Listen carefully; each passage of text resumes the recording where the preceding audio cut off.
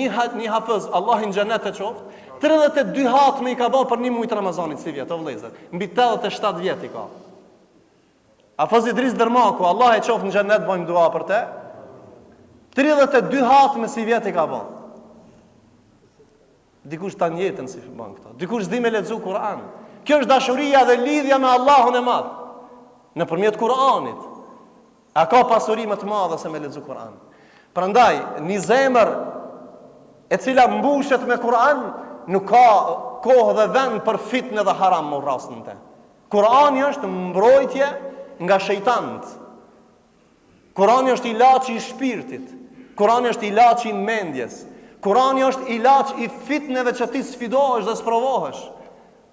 Kur'ani është bereqet i dynjas dhe ahiretit. Kur'ani është dritë e dynjas dhe dritë natën e vorrit dhe dritë në ditën e kiametit kur dalësh para Allahut.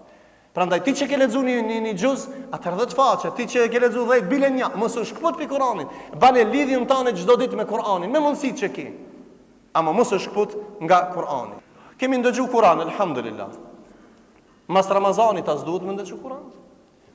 O ti që ke lexuar një xhuz në ditë, lexoj 10 faqe në ditë që tash. O ti që ke lexuar 10 faqe në ditë, lexoj bile një faqe në ditë, minimum jam të fol.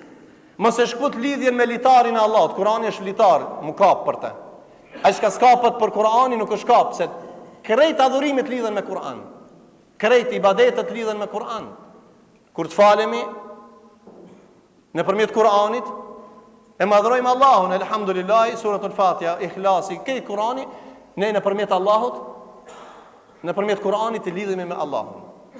Allahun e njohim nëpërmjet Kur'anit, emrat dhe cilësitë e njohim nëpërmjet Kur'anit. Dua ndaj Allahut e drejtojmë nëpërmjet Kur'anit. Rabbana atina fid dunya, rabbana ighfir li. Këtë këtë dua lidhen. Atëherë me këtë Kur'an që e kanë lidh në Ramazan, atëherë vazhdo dhe mas Ramazanit.